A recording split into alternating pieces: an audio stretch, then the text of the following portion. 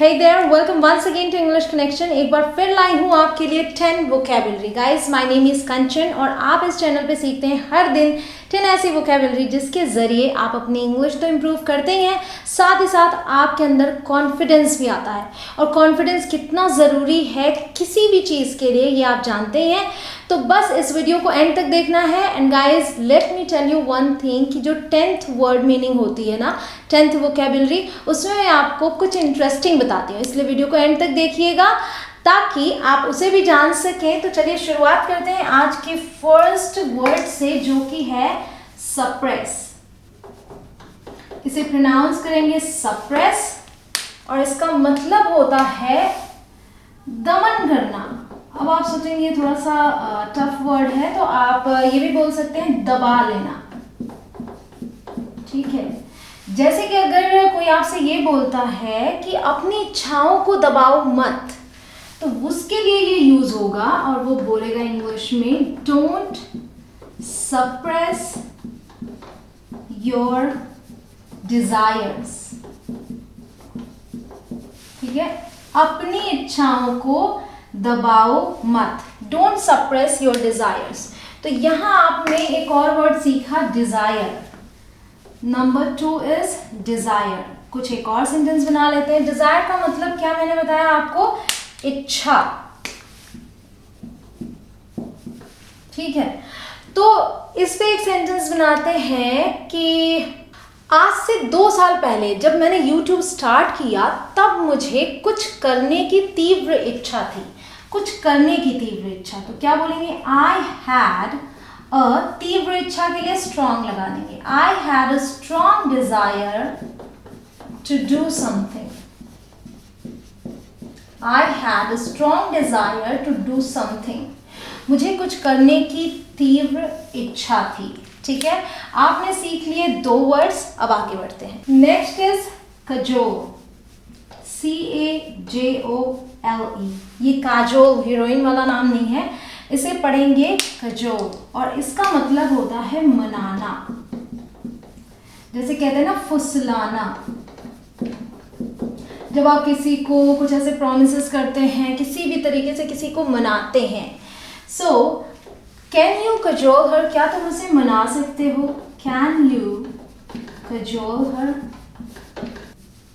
हर, क्या तुम उसे मना सकते हो। इससे मिलता जुलता एक और वर्ड है परसुएड, PRSUADE। इसका भी मतलब यही होता है मनाना या फिर राजी करना।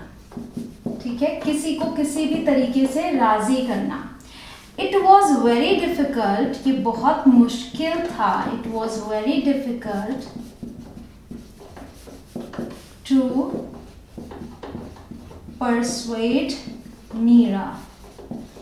मीरा को राजी करना बहुत मुश्किल था। अब इसमें आगे कुछ जोड़ दें, it was very difficult to persuade Meera into coming with us. मतलब कि हमारे साथ आने के लिए मीरा को मनाना बहुत ही मुश्किल था। इनटू कमिंग विद अस। तो आप इन दोनों को इंटरचेंजेबली भी यूज कर सकते हैं, कजोल यूज करें या परसुएड यूज करें। इसके साथ ही एक और वर्ड है गाइस, जो कि है कन्विंस। आपके दिमाग में आ ही रहा होगा हमने सुन के, कन्विंस।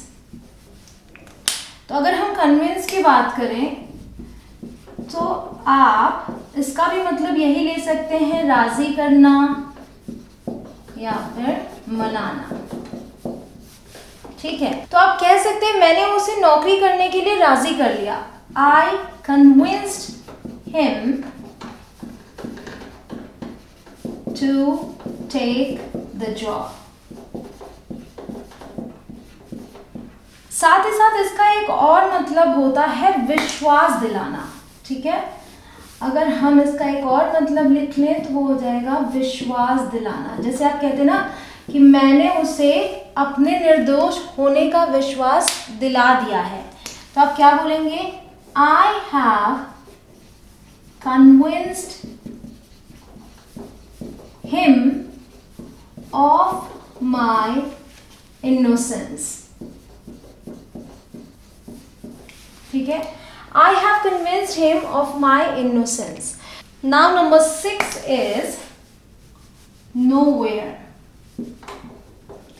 nowhere, या फिर आप साथ ही nowhere else भी समझ लीजिए। तो nowhere का मतलब होता है कहीं नहीं, और nowhere else का मतलब होता है कहीं और नहीं, या कह सकते हैं और कहीं नहीं,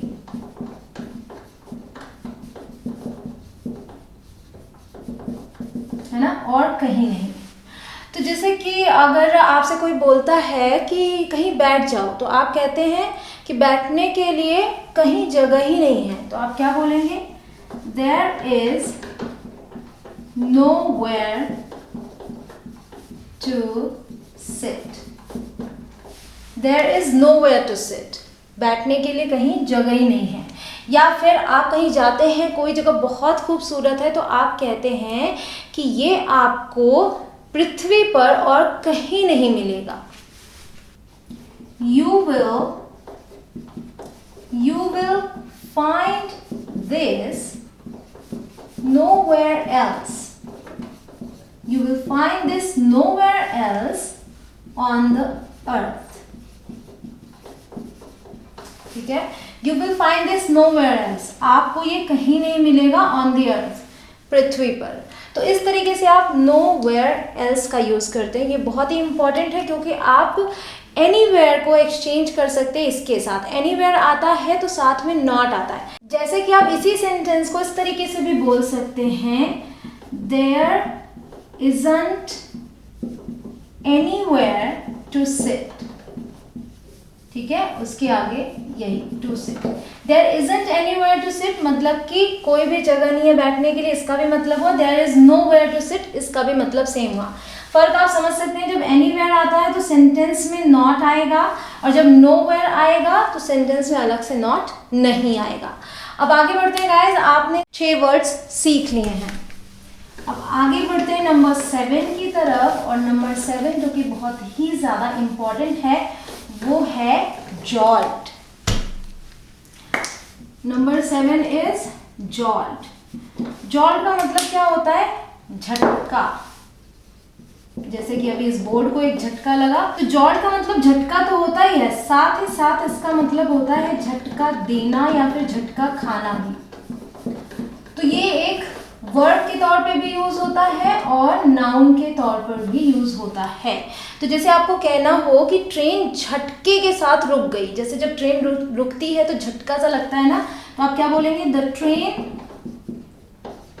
train stopped with a jolt. ठीक है, तो यहाँ पे ये एज अ नाउन यूज हुआ झटका के सेंस में। और जैसे झटका देना या झटका खाना के लिए अगर सेंटेंस बोले तो हो जाएगा, कार को फिर से झटका लगा। The car jolted again. इसी तरीके से जब आप चौंक जाते हैं किसी चीज से, जैसे सदमा सा होता है, तब भी आप इसका यूज करते हैं। जैसे कि आप सोते रहे, अचानक से झटका सा फील होता है और आप उठ जाते हैं, तो आप कहते हैं कि मैं चौंक कर जाग गया। उसके लिए आप बोलिए आई जॉल्टेड अवेक, या फिर I woke up with a jolt. So number 8 is provoke.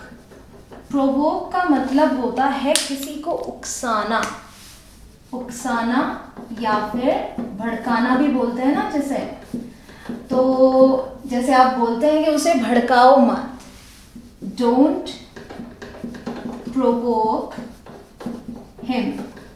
या फिर आपके घर में किसी को कोई उकसा रहा है, भड़का रहा है, तो आप कहते हैं तुम्हें समझ नहीं आ रहा है, वो तुम्हें उकसाने की कोशिश कर रहा है, या फिर वो तुम्हें भड़काने की कोशिश कर रहा है। He is trying to provoke you. अब अगर इसी सेंटेंस को आगे कर दे कि वो तुम्हें ये करने के लिए भड़काने की कोशिश कर रहा है, he is trying to provoke you into doing this. ठीक है, अब नेक्स्ट वर्ड हो गया गिव अप। ये एक फ्रेजल वर्ब है, गिव अप। गिव अप का मतलब होता है हार मानना। जैसे कहते हैं ना, क्विट कर देना, छोड़ देना, हार मानना। तो आप कहते हैं कि उसे भड़काने दो, let him provoke, I'll never give up, मैं कभी हार नहीं मानूंगा। तो इसे आप लिखेंगे I'll क्या होता है, I'll never give up, मैं कभी हार नहीं मानूंगा। आप किसी को बोलते भी हैं कि कभी हार मत मानना, never give up.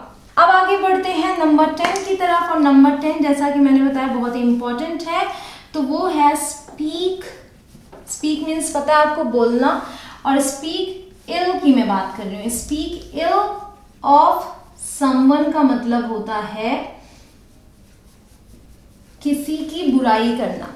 Speak ill of someone मतलब किसी की बुराई करना। तो अगर आप अपने बच्चों को कुछ सिखाते हैं या फिर आप इस तरीके से बोलते हैं ना कि किसी की बुराई नहीं करनी चाहिए, तो आप क्या बोलते हैं, one should not speak ill of others। तो वन हम तब यूज करते हैं एज ए सब्जेक्ट जब हम सब की बात कर रहे हैं, मतलब कि किसी एक पर्टिकुलर पर्सन की बात नहीं कर रहे हैं, सब की बात कर रहे हैं, तो हम वन को एज ए सब्जेक्ट ले लेते हैं। One should not speak ill of others।